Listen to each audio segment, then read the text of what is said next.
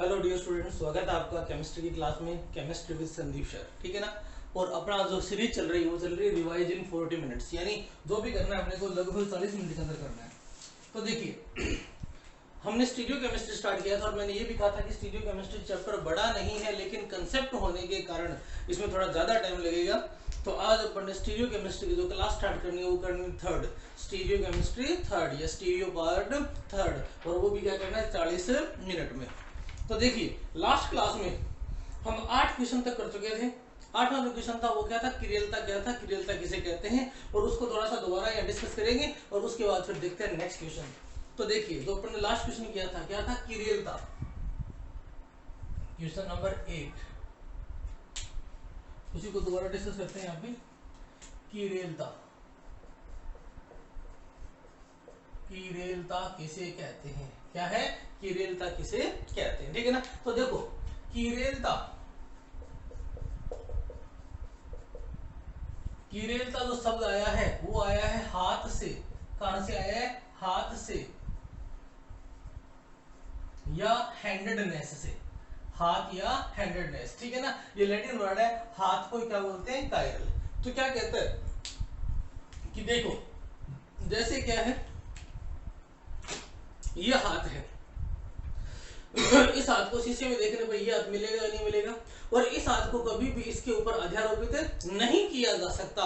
तो ये जो गुण आ गया वो क्या हो गया, किरेलता। यानी कोई ऐसा यौगिक, क्या हो गया, कोई ऐसा यौगिक जिसके दर्पण प्रतिबिंब को, कोई ऐसा यौगिक जिसके दर्पण प्रतिबिंब को उसके ऊपर अध्यारोपित नहीं किया जा सके। अगर किसी यौगिक में ऐसा गुण पाया जाता है तो वो कौन सा गुण कहलाता है, किरेलता। क्या कहलाता है, किरेलता। ठीक है ना।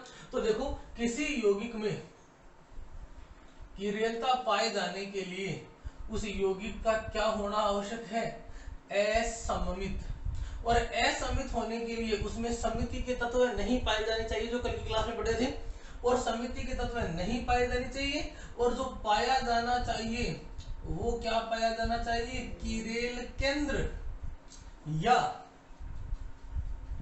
Chiral carbon. यानी हम ये तो समझ सकते हैं कि हाथों जैसा गुण है, लेकिन ये हाथों जैसा गुण कब आएगा, जब किसी यौगिक में क्या होगी, असममिति। यानी जिसमें असममिति है उसमें किरेलता है। असममिति किसमें है, जिसमें किरेल केंद्र या किरेल कार्बन है। और किरेल कार्बन क्या होगा, जहां कार्बन की चारों संयोजकता क्या हो, भिन्न भिन्न समूहों द्वारा पूरी हो।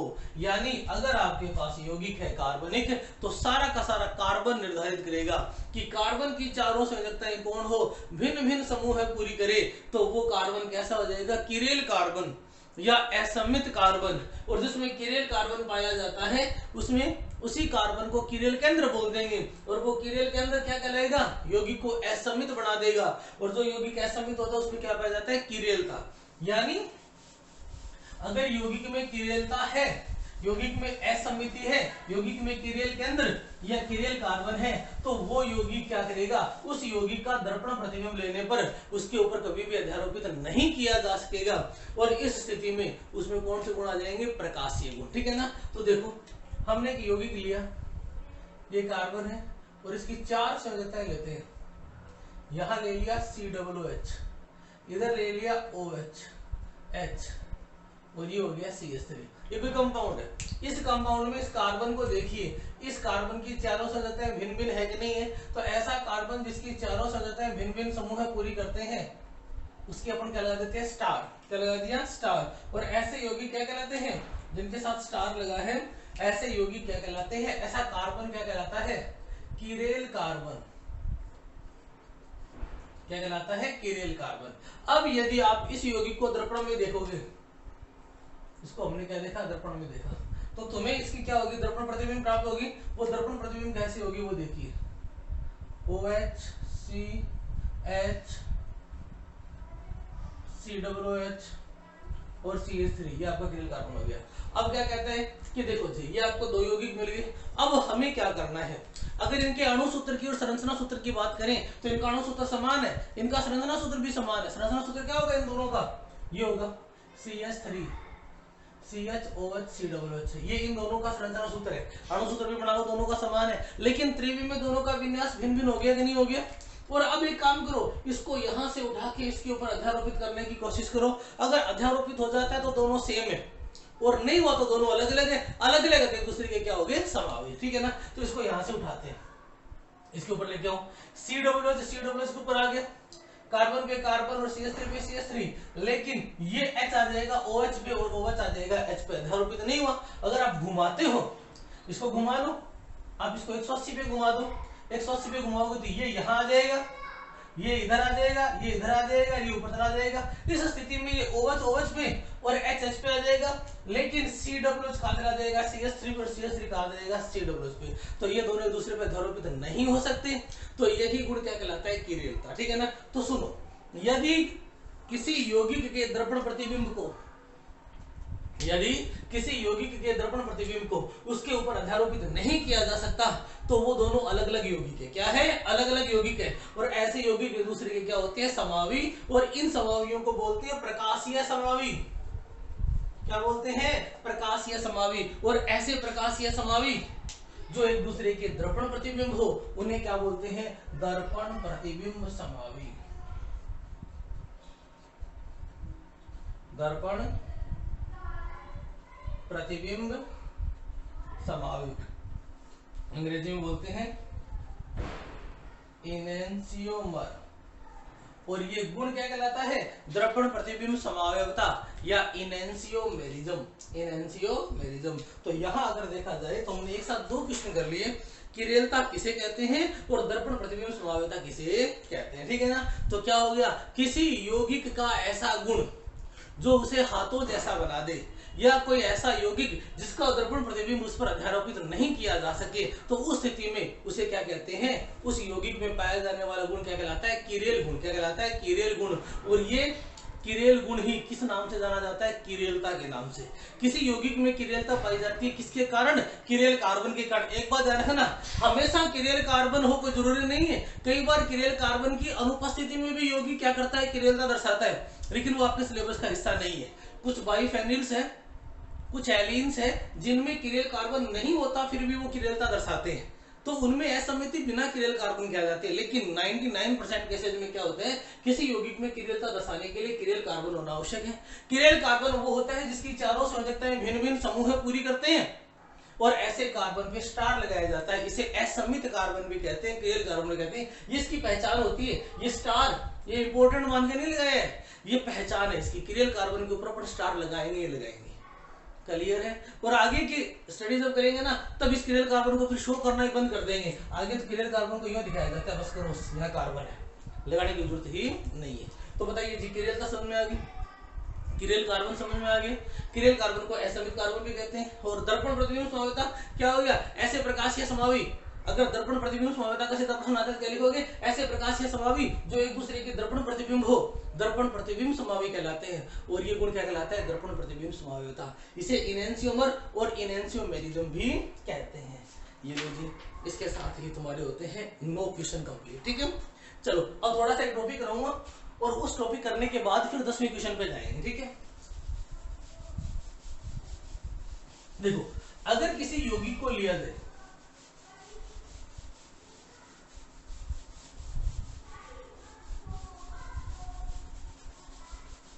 सुनो बेटा, यदि किसी यौगिक को लिया जाए, कौन से यौगिक को, प्रकाश करिय यौगिक को लिया जाए, तो प्रकाश करिय यौगिक में क्या होता है, किरेल कार्बन होता है।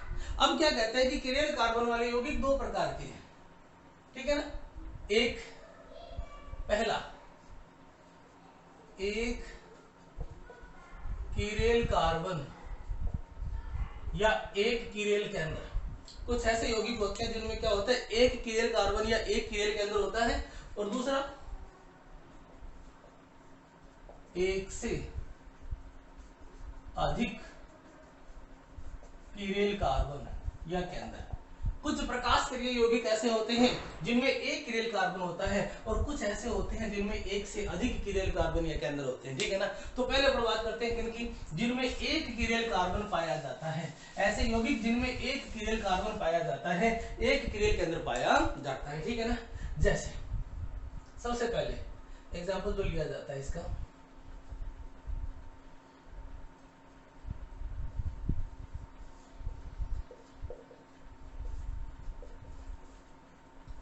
ग्लिसरैल्डिहाइड। ये लो जी, ये पहला एग्जांपल था जहां से प्रकाश क्रिया यौगिकों का नाम हुआ था, ठीक है ना, ग्लिसरैल्डिहाइड। देखो संरचना क्या होती है, CH3,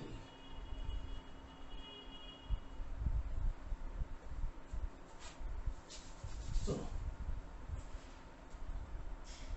CH2OH, CHOH, CH2OH, ये संरचना है ग्लिसरॉल की। किसकी है? ग्लिसरॉल की। ठीक है, आप क्या करो, इसका ऑक्सीकरण कर दो, इस ग्लिसरॉल का क्या कर दो, ऑक्सीकरण कर दो, और इस CH2 समूह का ऑक्सीकरण करोगे तो CH तो बढ़ेगा कि नहीं बढ़ेगा? एल्कोहल का ऑक्सीकरण करने पर एल्डिहाइड बनता है कि नहीं बनता? तो ये जब ग्लिसरॉल का ऑक्सीकरण करते हैं तो क्या बन जाता है? ग्लिसरैल्डिहाइड। तो इस एक CH2OH से क्या लगा दो? CHO। तो देखो संरचना क्या मिली, CH2OH, CHOH, CH2। ये वाला जो यौगिक है ये कहलाता है ग्लिसरैल्डिहाइड। क्या कहलाता है? ग्लिसरैल्डिहाइड। और इस ग्लिसरैल्डिहाइड में ध्यान से इस कार्बन को देखना, ये वाला जो कार्बन है, इस कार्बन को देखो, ये कार्बन। अब इस कार्बन की आप 4 संयोजकताएं देखना,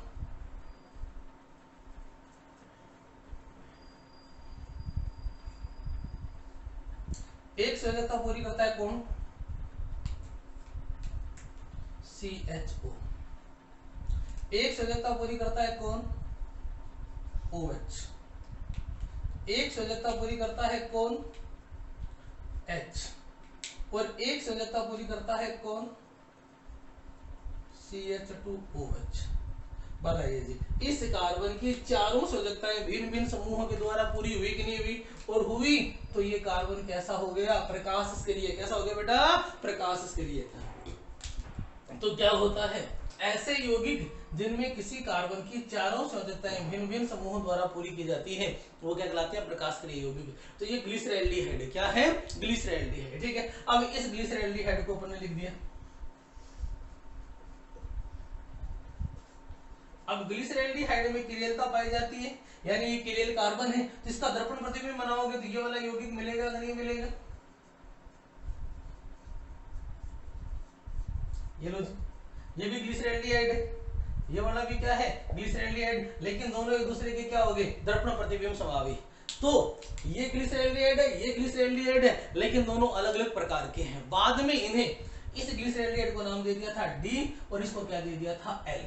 ये आपका OH दाईं तरफ है तो D और लेफ्ट में है तो L। ये याद करने का तरीका है, ठीक है ना। एक्चुअल में ये जो था ये दक्षिणावर्त ध्रुव गुणक था। ये जो प्रकाश निष्क्रिय यौगिक है तो अपने में से गुजरने वाले इलेक्ट्रॉन प्रकाश को घुमाएगा, तो इसने दक्षिणावर्त घुमा दिया था, डेक्सो रोटेटरी। तो इससे बाद में डी नाम पड़ गया, और ये हो गया लीवो रोटेटरी। इसका क्या नाम पड़ गया बेटा? एल नाम पड़ गया। हाँ जी, तो देखिए ये वाला जो प्रकाशीय समावी था, ये समावी था डी, डेक्सो रोटेटरी, तो उसको अपन ने डी नाम दे दिया। और ये था एल, तो क्या नाम दे दिया? एल। ये डी और ये एल। ध्यान रखना, यहां तो बाइलक ही डेक्सो रोटेटरी को डी और एल को लीवो को क्या मिला था? Capital L. लेकिन बाद में ये आधार पड़ गया था, आगे अपने विन्यास की बात करेंगे तो इसको आधार मान लिया, जिसमें ग्लिसरैल्डिहाइड का OH इधर है, D है, तो वे सारे यौगिक जिनमें OH इधर था उनको D मान लिया, जिनका OH इधर था उनको क्या मान लिया? L। वो डेक्सो हो या लीवो हो इससे फर्क नहीं पड़ता। लेकिन इसके अंदर क्या था? इसका D वास्तव में डेक्स्ट्रो था और L क्या था? लीवो। तो तुम्हें इतना याद रखना है कि कोई भी यौगिक जो होता है, अगर उसमें एक किरेल कार्बन पाया जाता है तो वो कैसा होगा? प्रकाश निष्क्रिय। कैसा होगा? प्रकाश निष्क्रिय। और उसका आधार ग्लिसरैल्डिहाइड ही था, उसका विन्यास देने का, नामकरण करने का आधार क्या था? ग्लिसरैल्डिहाइड। जो डी ग्लिसरैल्डिहाइड था, जो यौगिक किसके जैसा है? डी ग्लिसरैल्डिहाइड जैसा, वो सारे डी होंगे, और एल ग्लिसरैल्डिहाइड जैसा वो सारे क्या होंगे? एल। जैसे एक एग्जांपल और देखो, एक एग्जांपल था ग्लिसरी कमल, COOH कर दो, यहां आ गया CH2OH, H और OH, और COOH, CH2OH, H और OH। अब देखिए ग्लिसरैल्डिहाइड में इधर D था, तो ग्लिसरी कमल जो है ना, इसमें इधर OH आ गया तो ये था D, और इधर O आ गया, क्या आ गया? L। यानी वे सारे यौगिक जिनकी संरचना डी ग्लिसरैल्डिहाइड जैसी है वो सारे के सारे डी विन्यास वाले होंगे और एल ग्लिसरैल्डिहाइड जैसी है वो सारे के सारे क्या होंगे, एल विन्यास वाले होंगे। ये पहला विन्यास था, ठीक है ना। चलो जी, अब ब्यूटेनॉल, ब्यूटेनॉल में भी यही है, ब्यूटेनॉल भी प्रकाश करीय होता है। ये लो जी संरचना, CH3 CHOH CH2 CH3, ये लो जी, ये बना दिया ब्यूटेन 2 ओल। अब ब्यूटेन 2 ओल में इस कार्बन की बात करो, इस कार्बन की बात करो, इस कार्बन के एक H, एक OH, एक CH3, एक C2H5, ठीक है ना। तो ये वाला क्या प्रकाश करिए, ये बहुत बार पूछा जाता है। ब्यूटेनॉल के सभी समावयव बनाइए। तुम लोग जब भी समावयव बनाओगे ना तब प्रकाश से भूल जाते हो, तो इसका प्रकाश से समावयव बनाना, ठीक है ना। तो संरचना बनाते हैं, ये लो जी, ये कार्बन आ गया OH H, ऊपर लगा दो C2H5, नीचे लगा दिया CH3। ऐसे ही दूसरा बना दो C2H5 CH3 OH और H, तो ये क्या होगा, प्रकाश करिए कार्बन। ये लो जी, ये क्या हो गया आपका ब्यूटेन 2 ओल। ब्यूटेन 2 ओल भी प्रकाश करिए है। ऐसे 2 ब्रोमो ब्यूटेन OH ब्रोमो लगा दो, ये भी क्या होगा, प्रकाश करिए। तो ये पढ़ने वो सारे यौगिक पढ़ लिए जिन यौगिकों में क्या पाया जाता है, एक किरेल कार्बन। अच्छा, अब देखते हैं एक से अधिक किरेल कार्बन, जिनमें क्या पाया जाता है, एक से अधिक किरेल कार्बन। अब एक से अधिक किरेल कार्बन की बात करें तो सुनो, एक से अधिक किरेल कार्बन के अंदर हम पहले पढ़ेंगे जिनमें 2 किरेल कार्बन पाए जाते हैं। फर्स्ट कैटेगरी, जहां क्या हो 2 किरेल कार्बन, 2 किरेल कार्बन। और 2 किरेल कार्बन के लिए मैं आपको 2 एग्जांपल देता हूं, सुनो बेटा। पहला एग्जांपल, 2 किरेल कार्बन की कैटेगरी, हाँ जी, जब किरेल कार्बन 2 है तो पहला एग्जांपल ये रहा, CH3 CHOH CHOH COOH। और दूसरा एग्जांपल CH3 सॉरी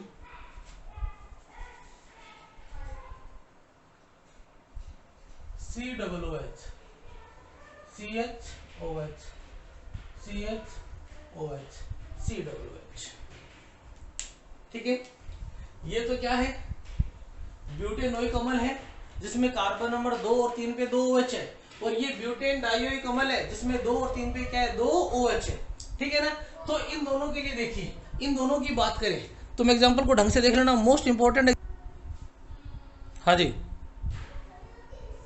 देखिए इस कंपाउंड की बात करें, नाम क्या होगा, 2,3 डाई हाइड्रोक्सी ब्यूटेनोइक अम्ल। और इसका एक सिंपल सा नाम याद रखना, टार्टरिक अम्ल, बहुत फेमस है टार्टरिक अम्ल। अब ये दोनों ही ऐसे कंपाउंड हैं जिनमें किरेल कार्बन है 2-2। ये लो जी, ये किरेल कार्बन है, आप चेक कर लेना, किरेल कार्बन है, ये भी किरेल कार्बन और ये भी किरेल कार्बन है, 2-2 किरेल कार्बन है। अब देखो स्थिति क्या है, किसी यौगिक में ऐसे 2 किरेल कार्बन है जो भिन्न भिन्न प्रकार के हैं, और इस यौगिक में ऐसे 2 किरेल कार्बन है जो समान प्रकार के, क्या है, समान प्रकार के। तो यदि 2 किरेल कार्बन हो तो वो भी कितने प्रकार के हो सकते हैं, 2 प्रकार के। 2 किरेल कार्बन है, 2 किरेल कार्बन है, कैसे, दोनों समान, और एक मिनट बेटा उल्टा हो गया, 2 किरेल कार्बन है, यहां दोनों क्या है, भिन्न भिन्न, और यहां दोनों क्या है, समान। यानी अगर हमारे पास किरेल कार्बन 2 है तो वो दोनों भिन्न भिन्न भी हो सकते हैं और दोनों क्या हो सकते हैं, समान भी हो सकते हैं। पहले इसको पढ़ेंगे फिर उसकी बारी आएगी, ठीक है ना। इसको हटा देता हूं एक बार। हम पढ़ रहे हैं क्या, 2 किरेल कार्बन, क्या पढ़ रहे हैं बेटा, 2 किरेल कार्बन, और दोनों क्या है, भिन्न भिन्न, दोनों क्या है, भिन्न भिन्न। तो देखिए हम इसकी संरचना बनाते हैं, हम इसकी संरचना बनाएंगे, इस प्रकार से बनाएंगे कि 2 किरेल कार्बन शो करने हैं अपने को, और कार्बन को शो करेंगे नहीं। चलो जी, सबसे पहले ऊपर लगाते हैं COOH, और यहाँ लगाते हैं CH3, क्या लगाते हैं, CH3। अब देखो जी, पहली संरचना H और OH, H और OH, बताओ इस प्रकार का यौगिक संभव है कि नहीं, H और OH, H और OH। और यहाँ ये किरेल कार्बन था, ये क्या था, किरेल कार्बन था, ये यौगिक बन गया कि नहीं बन गया? अब देखो जी, इस यौगिक के लिए हम किसका अध्ययन करते हैं? हम देखते हैं इसको दर्पण में। इसको जब दर्पण में देखोगे तो तुम्हें क्या प्राप्त होगा? यहां मिलेगा COOH, यहां मिलेगा CH3OH OH। अब बताओ जी, ये दोनों के दोनों कैसे हो गए? ये दो रूप एक दूसरे के क्या हो गए? दर्पण प्रतिबिंब। क्या हो गए? दर्पण प्रतिबिंब। अच्छा, अब क्या कहते हैं कि इस कंपाउंड का त्रिविमीय विन्यास केवल यही होगा, जरूरी थोड़ी है। इस कंपाउंड का त्रिविमीय विन्यास ये वाला भी हो सकता है, COOH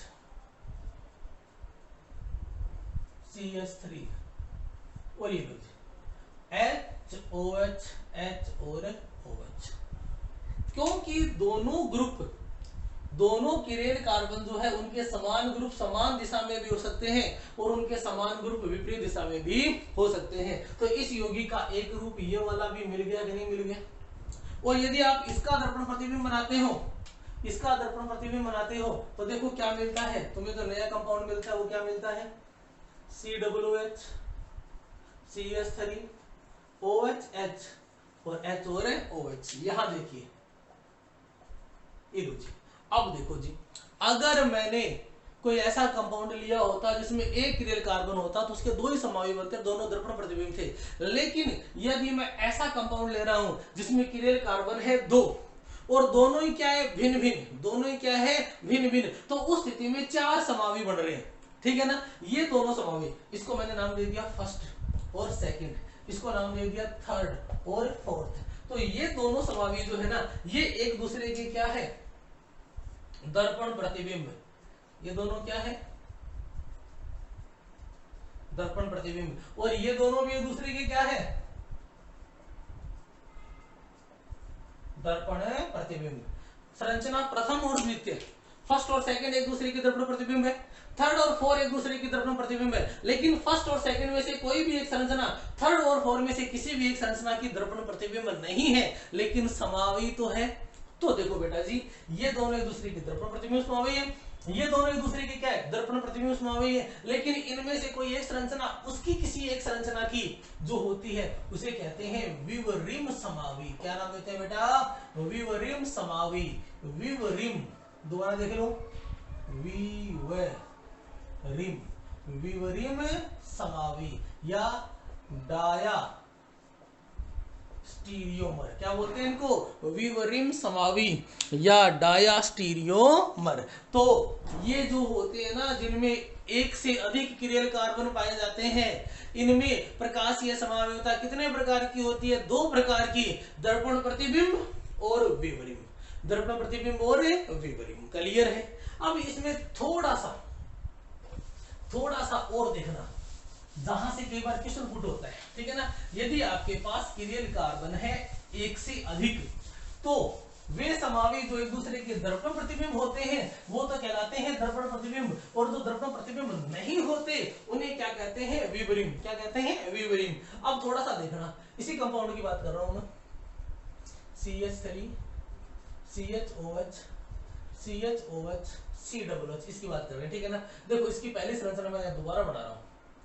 ये आपका COOH है, ये CH3 है और ये दो किरेल कार्बन है।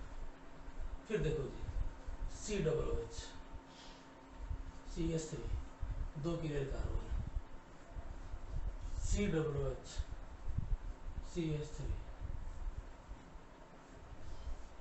COOH CH3, ठीक है ना।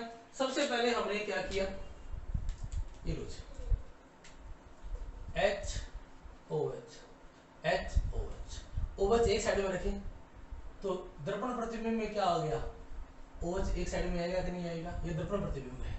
फिर हमने क्या किया, इनको अपोजिट साइड में रखा, तो दर्पण प्रतिबिंब में भी क्या होंगे? अपोजिट साइड में आएंगे कि नहीं आएंगे? अब देखो जी, ये जो यौगिक है ये दोनों एक दूसरे के दर्पण प्रतिबिंब है कि नहीं? और ये दोनों एक दूसरे के क्या है? दर्पण प्रतिबिंब। और ये इनके क्या है? विवरिम। ये अपन पढ़ चुके हैं। अब देखो जी, इन रूपों को जहां दोनों किरल कार्बन के समान समूह समान दिशा में हो, इनको एक नाम और दिया जाता है और वो नाम होता है एरिथ्रो। क्या होता है? एरिथ्रो। अब देखो जी, इस यौगिक में ये और ये दोनों क्या है? एरिथ्रो है, दोनों में समान समूह समान दिशा में है, तो इसे बोलते हैं एरिथ्रो युगम। क्या बोलते हैं? एरिथ्रो युगम। और इसे बोलते हैं थ्रियो युगम। क्या बोलते हैं? थ्रियो युगम। तो कई बार ये प्रश्न आ जाता है कि एरिथ्रो युगम और थ्रियो युगम किसे कहते हैं, या एरिथ्रो थ्रियो किसे कहते हैं, या एरिथ्रो थ्रियो नामकरण बताइए। ठीक है ना? तो एरिथ्रो युगम, थ्रियो युगम, या एरिथ्रो थ्रियो, या एरिथ्रो थ्रियो नामकरण। तो देखो, जहां दोनों किरेल कार्बन के समान समूह समान दिशा में है, उनका नाम होता है एरिथ्रो। ये भी एरिथ्रो है, ये भी क्या है? एरिथ्रो है। और जहां दोनों किरेल कार्बन के समान समूह विपरीत दिशा में होते हैं, उन्हें क्या बोलते हैं? थ्रियो। क्यों? क्योंकि एरिथ्रो नाम पड़ा था एरिथ्रोज शर्करा से और थ्रियो नाम पड़ा था थ्रियोज शर्करा से। ध्यान रखना, एरिथ्रो और थ्रियो, एरिथ्रो और थ्रियो एक दूसरे के हमेशा विपरीत समावी होते हैं। ठीक है ना? एरिथ्रो का थ्रियो और थ्रियो का एरिथ्रो हमेशा क्या होता है? विपरीत समावी होते हैं। तो ध्यान रखना, कल को पूछे कि एरिथ्रो थ्रियो नामकरण समझाइए या एरिथ्रो थ्रियो किसे कहते हैं बताइए, तो सारा यही है। 10वां प्रश्न भी यही था, एरिथ्रो व थ्रियो को परिभाषित कीजिए, यही था एरिथ्रो थ्रियो। जब किसी यौगिक में जहां क्या हो? दो किरेल कार्बन हो, तो दोनों कार्बन के समान समूह समान दिशा में, किरेल कार्बन के देखने किरेल कार्बन के समान समूह समान दिशा में है, तो वो क्या कहलाता है? एरिथ्रो। और समान समूह विपरीत दिशा में, तो वो क्या कहलाता है? थ्रियो। एरिथ्रो नाम पड़ा था किसके कारण? एरिथ्रोज शर्करा के कारण। और थ्रियो नाम पड़ा था किसके कारण? थ्रियोज शर्करा के कारण। ठीक है ना? एरिथ्रो, लगभग 27 मिनट हो गए। एरिथ्रो नाम पड़ा था एरिथ्रोज शर्करा के कारण, और थ्रियो नाम पड़ा था किसके कारण? थ्रियोज शर्करा के कारण। उनकी संरचना बना देता हूं मैं, ठीक है ना? देखिए, ये है CHO और ये है CH2OH, ये देखिए, और ये है CHO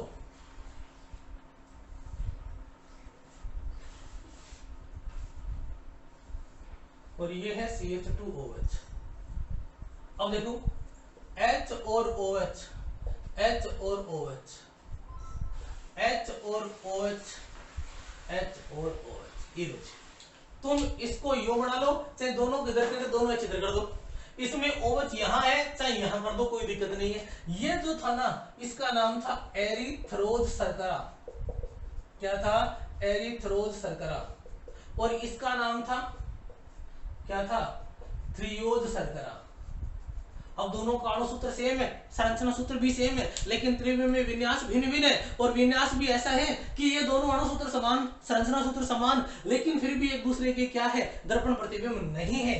दोनों में किरेल कार्बन दो दो है, लेकिन दर्पण प्रतिबिंब नहीं है। तो ये एक दूसरे के कौन से समावी थे? विपरीत समावी। कहते हैं विपरीत समावी। तो देखिए, वे यौगिक जिनकी संरचना एरिथ्रोज शर्करा के समान होती है, एरिथ्रोज शर्करा में क्या होते हैं? समान समूह समान दिशा में, उन सभी को नाम दे देंगे एरिथ्रो। और जिनकी संरचना थ्रियोज शर्करा के समान होती है, उनको क्या नाम दे दिया? थ्रियो।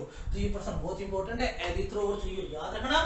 एरिथ्रो समान समूह है समान दिशा में, और थ्रियो समान समूह है विपरीत दिशा के अंदर। तो बताइए जी, हमने उस यौगिक को पढ़ लिया जिसमें दो किरेल कार्बन थे और दोनों किरेल कार्बन थे भिन्न भिन्न प्रकृति के। अब उसको पढ़ते हैं जहां जहां समान किरेल कार्बन हो। जहां कितने किरेल कार्बन हो? दो, और दोनों के दोनों क्या हो? समान। और एग्जांपल मैं आपको बता चुका हूं, तुम्हें क्या याद करना है? टार्ट्रिक अम्ल। क्या याद करना है? टार्ट्रिक अम्ल। ठीक है, देखो, COOH, CHOH, CHOH और COOH, ये कंपाउंड हो गया। ठीक है, चलो जी, इसकी संरचना बनाते हैं। COOH, COOH, ये बनेगी COOH, COOH, क्योंकि उसकी 4 बनाई थी, तो यहां भी क्या बनाते हैं? 4 बनाते हैं। तो किसी को दिमाग में आ रहा है? सोच रहा है कि गुरुजी हमें तो क्लास में 4 बढ़ाई ही नहीं है, हो सकता है क्लास में 4 नहीं बढ़ाई हो, लेकिन अपन यहाँ 4 बनाएंगे। देखो जी, सबसे पहले इरिथ्रो बनाते हैं, H और OH, H और OH, तो क्या हो गया H और OH, H और OH एक दूसरे की मिरर इमेज होगी ना। फिर थ्रियो बनाते हैं, H और OH, H और OH, H और OH, H और OH मिरर इमेज हो गया कि नहीं हो गया। अब देखो जी, अगर अपन इसकी बात करें तो इसके हमने 2 रूप बना लिए। कौन से रूप बना लिए? ये तो कौन सा था, इरिथ्रो या एरिथ्रो, और ये कौन सा था, थ्रियो। क्लियर है। लेकिन यहां एक समस्या आ जाती है कि यदि आपने इसका एरिथ्रो रूप बनाया तो एरिथ्रो रूप बनाते ही क्या हो गया, इसकी ये वाली मिरर इमेज बनी कि नहीं बनी। और हम जब इस मिरर इमेज को घुमा के इसके ऊपर लगाते हैं तो अध्यारोपित हो जाएगी कि नहीं हो जाएगी। ये वाली इमेज उठाओ, 180 पे घुमाओ, 180 पे घुमाया तो CW ऊपर और ये वाला नीचे आ गया, तो दोनों H इधर दोनों OH इधर, इसके ऊपर अध्यारोपित होगी कि नहीं होगी। तो बताइए ये दोनों यौगिक तो एक ही है, ये समावी थोड़ी है। जब दोनों यौगिक एक ही है तो ये समावी नहीं है और नहीं है। और साथ में देखो जी, यहां पे एक काल्पनिक प्लेन बना रहा हूं, बताइए जी इस काल्पनिक तल पे दोनों तरफ क्या मिल रहा है। अगर मैं ये काल्पनिक तल मान लूं तो इस तल के दोनों तरफ क्या है, 2 मिरर इमेज बन गई कि नहीं बन गई। यानी इसमें कौन सी आ गई, प्लेन ऑफ सिमेट्री। क्या पाया जाता है, सममिति तल। क्या पाया जाता है, सममिति तल। और जिस यौगिक में कोई भी सममिति का तत्व पाया जाता है वो सममित हो जाता है, असममिति खो देता है। तो बताइए ये यौगिक प्रकाश निष्क्रिय होगा क्या, ये वाला प्रकाश निष्क्रिय नहीं होता। और ऐसे यौगिकों को बोलते हैं मीजो। क्या बोलते हैं, मीजो। कल को प्रश्न आएगा कि मीजो यौगिक किसे कहते हैं, तो क्या होगा, ऐसे यौगिक जिनमें किरेल कार्बन तो पाया जाता है लेकिन वो प्रकाश निष्क्रिय नहीं होते। और किरेल कार्बन भी कितने पाए जाते हैं, 2। क्या पाए जाते हैं, 2। तो देखो वास्तव में क्या होता है, देखो ये वाला किरेल कार्बन और ये वाला किरेल कार्बन, ये प्रकाश को घुमाता है। सपोज करो ये कहता है कि मैं प्रकाश को यूं घुमाऊंगा, तो ये क्या करता है, उसका विरोध करता है। क्योंकि दोनों कार्बन क्या है, समान प्रकृति के, दोनों कार्बन की नेचर समान है, दोनों कार्बन जो है ना उनके साथ जुड़े हुए ग्रुप भी समान है, तो इनकी पावर क्या होगी, सेम होगी। अब यदि ये दोनों एक ही दिशा में घुमाए तो मान बढ़ जाएगा, लेकिन जब ये विपरीत दिशा में घूमना प्रारंभ कर दे तो बताओ जो प्रकाश में प्रभाव डालेंगे क्या। तो मीजो यौगिकों में क्या होता है, इनके अंदर स्थित जो कार्बन होते हैं उन दोनों की प्रकृति ऐसी हो जाती है कि वो एक दूसरे का विरोध करते हैं, और एक दूसरे का विरोध करते हैं और ये यौगिक के अंदर हो रहा है, तो नाम आ जाता है आंतरिक प्रतिकार। क्या आ जाता है, आंतरिक प्रतिकार। तो क्या हो गया, किसी प्रकाश निष्क्रिय यौगिक में आंतरिक प्रतिकार के कारण, किसी प्रकाश निष्क्रिय यौगिक में आंतरिक प्रतिकार के कारण यौगिक में किरेल कार्बन होते हुए भी क्या हो जाना, किरेल कार्बन होते हुए भी क्या हो जाना, प्रकाश निष्क्रिय हो जाना, क्या कहलाता है, मीजो। और कल को पूछे कि मीजो टार्टरिक अम्ल किसे कहते हैं, तो टार्टरिक अम्ल के एरिथ्रो रूप को क्या बोलते हैं, मीजो। अब थ्रियो की बात करते हैं। थ्रियो में ये और ये दोनों क्या हो गए, समावी हो गए, और ये एक दूसरे के क्या होते हैं, दर्पण प्रतिबिंब समावी होते हैं। तो ध्यान रखना, अगर 2 किरेल कार्बन है और दोनों कार्बन भिन्न भिन्न प्रकार के हैं तो वो 4 प्रकाशीय समावी दर्शाएगा। क्योंकि एक्चुअल में क्या होता है, एक फॉर्मूला होता है 2 की पावर n। 2 की पावर क्या होता है, n होता है, ठीक है ना। तो जितने किरेल कार्बन है ना उनकी वैल्यू पुट कर दो, और उनकी वैल्यू पुट करोगे तो आपके पास प्रकाशीय समावी संख्या आ जाएगी। लेकिन यदि वो किरेल कार्बन समान प्रकार के हैं तो उस स्थिति में ये 4 प्रकाशीय समावी नहीं दर्शाता, उसमें क्या आ जाता है, मीजो यौगिक आ जाता है। क्या आ जाता है, मीजो। तो ध्यान रखना, ऐसे प्रकाश निष्क्रिय यौगिक, ऐसे प्रकाश निष्क्रिय यौगिक या ऐसे यौगिक जिनमें 2 किरेल कार्बन और दोनों समान प्रकार के हैं, उनके एरिथ्रो रूप जो होते हैं, इरिथ्रो रूप जो होते हैं, वो क्या होते हैं, आंतरिक प्रतिकार के कारण क्या बन जाते हैं, मीजो यौगिक बन जाते हैं, और ये क्या कहलाते हैं, थ्रियो यौगिक कहलाते हैं, ठीक है ना। इस चीज को ध्यान रखना। तो ये था 1 किरेल कार्बन और 2 किरेल कार्बन वाले यौगिकों की कुछ व्याख्या। अब इरिथ्रो थ्रियो को समझाइए, अपन ने बता दिया, और ये मीजो वगैरह क्वेश्चन मैंने नहीं लिखे क्योंकि मेरे को पता था याद आएगा। चलो जी, अब आगे प्रश्न आता है, सापेक्ष व निरपेक्ष विन्यास पर टिप्पणी कीजिए। थोड़ा सा देख लेते हैं, वैसे ये ज्यादा इंपॉर्टेंट टॉपिक नहीं है। सापेक्ष व निरपेक्ष विन्यास पर टिप्पणी कीजिए। तो देखो, प्रकाश निष्क्रिय यौगिकों की पहचान के लिए या नाम के लिए जो विन्यास दिया जाता है ना, वो विन्यास दो प्रकार का होता है, सापेक्ष और निरपेक्ष। देखिए देखिए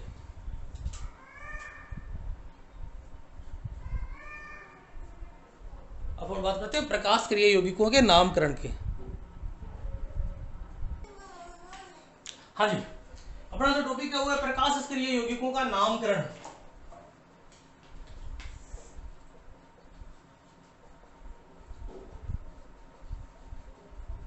अब देखो, प्रकाश क्रिया यौगिकों के नामकरण की, पहचान की या वर्गीकरण की कई विधियां हैं। एक ऐसी विधि जिसमें यौगिक को देख के सीधा नाम दे दिया जाता है कि ये वाला होगा, वो होती है निरपेक्ष विधि। और किसी एक यौगिक को मानक मानकर उसके आधार पर नाम दिया जाए, वो क्या होती है, सापेक्ष विधि। तो इनके नामकरण की दो विधियां हैं। एक विधि है सापेक्ष और दूसरी है निरपेक्ष। देखो, सापेक्ष नामकरण की जो विधि है वो है डी और एल नामकरण। क्या बेटा, डी एल नामकरण। किसी भी प्रकाश क्रिया यौगिक से पहले बड़ा डी या बड़ा एल जो लगाया जाता है वो इस सापेक्ष विधि से आता है, ठीक है ना। और इस सापेक्ष विधि में मानक किसको माना जाता है, मानक माना जाता है ग्लिसरैल्डिहाइड को। ध्यान रखना, कई जगह आगे के सिलेबस में पढ़ोगे, आगे बीएससी वगैरह में जाओगे तो वहां अमीनो अम्लों को भी मानक मानते हैं, लेकिन अपने यहां तक सिर्फ क्या है, ग्लिसरैल्डिहाइड को। देखिए, ग्लिसरैल्डिहाइड में हमने दो ग्लिसरैल्डिहाइड ले लिए, डी और एल। याद है ना, डी जिसमें OH हो दाईं तरफ और एल जिसमें OH हो लेफ्ट साइड में। मैं ऐसे याद करवाता हूं, दाया और लेफ्ट, दाया डी से और लेफ्ट एल से। तो जहां OH दाईं तरफ है, देखो डी ग्लिसरैल्डिहाइड में OH दाईं तरफ था और एल ग्लिसरैल्डिहाइड में लेफ्ट साइड में था। तो जिस किसी भी प्रकाश क्रिया यौगिक में OH दाईं तरफ है वो सारे डी हो जाएंगे, और जिनमें लेफ्ट साइड में वो सारे क्या हो जाएंगे, एल। उसका प्रकाशीय गुण कैसा ही हो, वो दक्षिणावर्त हो चाहे वामावर्त हो, OH होना चाहिए, ठीक है ना। तो ये विधि थी सापेक्ष। डीएल नामकरण कौन सा है, सापेक्ष है। अब देखो जी, अगर किसी यौगिक में एक ही प्रकाश क्रिया कार्बन है तो उसका OH दाईं तरफ है तो डी, और लेफ्ट में तो क्या मान लेंगे, एल मान लेंगे। लेकिन एक से अधिक हो तो इन्होंने क्या कहा कि अगर एक से अधिक है तो सबसे नीचे जो प्रकाश क्रिया कार्बन है ना उसका OH, देखो ऊपर वाले से कोई मतलब नहीं है, सबसे नीचे स्थित प्रकाश क्रिया कार्बन का OH दाईं तरफ है तो डी और लेफ्ट में तो एल। तो यहां हमने क्या मान लिया, मानक मान लिया ग्लिसरैल्डिहाइड को, और इस मानक के आधार पे औरों के नाम दिए गए। तो ये कौन सी विधि थी, मानक विधि या सापेक्ष विधि। दूसरी थी निरपेक्ष। निरपेक्ष विधि में क्या होता है, किसी को मानक नहीं माना जाता, यौगिक लिया जाता है। निरपेक्ष विधियां दो प्रकार की हैं। नंबर एक डीएल नामकरण और नंबर दो RS नामकरण। ये सिलेबस में नहीं है अपने। डीएल नामकरण या इसको आजकल प्लस माइनस भी बोलते हैं, क्योंकि डी और डी में कंफ्यूज ना हो जाए, ये डी अलग था ये डी अलग था, ठीक है ना। तो क्या कहता है कि यौगिक को लेंगे और यौगिक को लेकर उसके प्रकाशीय गुण देखेंगे। अगर वो दक्षिणावर्त घुमा रहा है तो स्मॉल डी या प्लस होगा, और वामावर्त घुमा रहा है तो स्मॉल एल या माइनस होगा। इसमें किसी का मानक नहीं लेना, हमें प्रकाश क्रिया यौगिक को लेना है और उसका प्रैक्टिकली अध्ययन करना है। तो क्या आपने किसी को मानक माना है क्या, हमने तो यौगिक उठाया और उसको सैंपल में डाला और डाल के प्रकाश डाला और देखा कि कहां घूम रहा है। अगर प्रकाश दक्षिणावर्त घूम रहा है तो क्या हो गया, डेक्सरोटेटरी यानी डी, और वामावर्त तो एल। तो ये प्रकाशीय गुणों के आधार पर है, निरपेक्ष है। RS इसमें यौगिक की संरचना देखकर यौगिक से जुड़े केंद्रीय परमाणु से जुड़े समूहों का अंकन करके और वलय देखी जाती है कि किधर जा रही है, और इस वलय के आधार पर नामकरण किया जाता है। इसके अंदर मैं आपको नहीं लेके जाऊंगा क्योंकि सिलेबस का हिस्सा नहीं है। इसमें भी किसी को मानक नहीं माना जाता, यौगिक को ही देख के सीधा सीधा नाम कर दिया जाता है। तो ये भी कौन सी निरपेक्ष विधि। तो ये है आपके प्रकाश क्रिया यौगिकों का नामकरण। तो प्रकाश क्रिया यौगिकों का नामकरण या विन्यास एक ही बात है। ये दो प्रकार के होते हैं, सापेक्ष और निरपेक्ष। सापेक्ष में डी और एल है। डी और एल के लिए मानक होता है ग्लिसरैल्डिहाइड। जो सारे यौगिक डी ग्लिसरैल्डिहाइड जैसे हैं उन सबका डी हो जाएगा, और एल जैसे है वो एल हो जाएगा। एक से अधिक क्रियात्मक समूह होने पर सबसे नीचे वाले का, जैसे डी ग्लूकोज, ग्लूकोज में सबसे नीचे वाला जो कार्बन है उसका OH देखेंगे कहाँ है, तो वो डी ग्लिसरैल्डिहाइड जैसा, तो डी और एल जैसा तो क्या हो गया, एल। और इसमें स्मॉल डी और स्मॉल एल या प्लस और माइनस, ये कौन सा हो गया, निरपेक्ष विन्यास। क्लियर है। चलो जी, इसके बाद नेक्स्ट क्वेश्चन देखते हैं। टाइम तो हो गया जैसे, चलो एक क्वेश्चन देख लेते हैं। रैसेमिक मिश्रण किसे कहते हैं या रैसेमीकरण किसे कहते हैं, ठीक है ना। इस थोड़ी सी चीज को देख लेते हैं। सुनो, एक होता है मीजो। मीजो प्रकाश निष्क्रिय होता है, लेकिन उसमें कार्बन कौन सा होता है, प्रकाश क्रिय होता है। प्रकाश निष्क्रिय कार्बन या किरेल कार्बन होते हुए भी वो निष्क्रिय है, तो मीजो होता है आंतरिक प्रतिकार। ऐसे ही एक होता है बाह्य प्रतिकार, ठीक है ना। देखो हमने एक यौगिक लिया ए और इसकी मिरर इमेज होगी बी होगी कि नहीं होगी। अब दोनों प्रकाश क्रिय है, अगर ये प्लस है तो ये क्या होगा माइनस। हम क्या करते हैं 50% ये 50% ये मिला देते हैं किसी पात्र में और मिला दिया, 50% ये था 50% ये था, दोनों को मिला दिया। अब मिलाने के बाद इसमें एक वर्णीय प्रकाश डालते हैं, जब निकलेगा एक वर्णीय प्रकाश तो योग का योग होगा। क्यों? क्योंकि जो दक्षिणावर्त था 50% वो इसको दक्षिणावर्त घुमाएगा और वामावर्त जो पदार्थ था वो उतना वामावर्त घुमाएगा, तो दोनों एक दूसरे के प्रभाव को क्या कर देंगे, नष्ट कर देंगे। तो जो एक वर्णीय प्रकाश था वो बिना घूमे निकल गया, नहीं निकल गया। तो ऐसा मिश्रण क्या कहलाता है, रैसेमिक मिश्रण। तो रैसेमिक मिश्रण क्या हो गया, ऐसा मिश्रण जहां बाह्य प्रतिकार के कारण, यानी इसके प्रभाव को ये नष्ट कर देता है, इसके प्रभाव को क्या कर देता है, ये नष्ट कर देता है, ठीक है ना। तो ऐसा मिश्रण जहां बाह्य प्रतिकार के कारण कोई मिश्रण क्या बन जाए, प्रकाश निष्क्रिय हो जाए, क्या कहलाता है, रैसेमिक मिश्रण। और वह प्रक्रिया जिसमें रैसेमिक मिश्रण का निर्माण होता है रैसेमीकरण कहलाती है। क्या कहलाती है बेटा, रैसेमीकरण। तुम्हें एल्किल रेड वाला चैप्टर याद आ रहा होगा, वहां एक अभिक्रिया थी SN1 और एक थी SN2। SN1 में क्या था, 50% धारण होता है, 50% प्रतिलोमन होता है या प्रतिपन्न होता है। तो जो उत्पाद बनता है ना उसमें 50-50% यानी एक दूसरे के क्या बन गए, दर्पण प्रतिबिंब समावि, और वो भी बराबर मात्रा में। तो वहां जो उत्पाद बनता है वहां हम लिखते हैं रैसेमिक मिश्रण, और वो प्रक्रिया क्या कहलाती है, रैसेमीकरण। तो सुनिए, रैसेमिक मिश्रण ऐसा मिश्रण जिसमें बाह्य प्रतिकार के कारण आपका यौगिक क्या हो जाए, प्रकाश निष्क्रिय या ध्रुवण अघूर्णक, वो क्या कहलाता है, रैसेमिक मिश्रण। और रैसेमिक मिश्रण का निर्माण क्या कहलाता है बेटा, रैसेमीकरण। चलो इसके बाद 3 प्रश्न बचे। एक तो ये जो रैसेमिक मिश्रण, इसका वियोजन, इसमें से एक विधि हमेशा पूछी जाती है। फिर प्रक्षेपण सूत्र और विशिष्ट घूर्णन और आणविक घूर्णन को परिभाषित कीजिए, ठीक है ना। ये मैं कल की क्लास में दूंगा। अब इन 3 क्लासों में यदि कोई प्रश्न दिक्कत है आपको, क्योंकि कल के लिए छोटा सा मैटर है, तो आप मुझे कल 12 बजे से पहले कमेंट करके या व्हाट्सएप करके कैसे भी कोई प्रश्न बता देना, या कोई छूट गया हो, क्योंकि मैं आपको 3 क्वेश्चन बताऊंगा। एक तो रैसेमिक मिश्रण का परीक्षण कैसे किया जाता है, थोड़ा सा फिर से प्रक्षेपण सूत्र और उसके परिवर्तन को पढ़ेंगे, और फिर पढ़ेंगे विशिष्ट घूर्णन और आणविक घूर्णन को। इनके अलावा कोई और दिक्कत रहेगी हो तो आप मेरे को कमेंट कर देना, ठीक है ना, वो कल की क्लास में मैं शामिल कर लूंगा। तो ये हो गया रैसेमिक मिश्रण और रैसेमीकरण, ठीक है। आज के लिए इतना ही। हाँ, एक बात और, ज्यादा से ज्यादा बेटा क्या करना है, लाइक शेयर और सब्सक्राइब। मैं देख रहा हूँ 200 बच्चे क्लास को देख रहे हैं लेकिन लाइक नहीं कर रहे, तो लाइक कर दो, लाइक नहीं तो डिसलाइक ही कर दो, कुछ तो करो, आके कुछ ना कुछ तो देख के जाओ कि हाँ हम प्रेजेंट है। और मुझे पता है आप डिसलाइक तो करने वाले हो नहीं, लाइक ही करोगे, सब्सक्राइब करो। एक बच्चा कम से कम 10 को गए तो सब्सक्रिप्शन बढ़ेंगे। यही है, बस यही आपकी गुरु दक्षिणा है, ठीक है। Okay bye.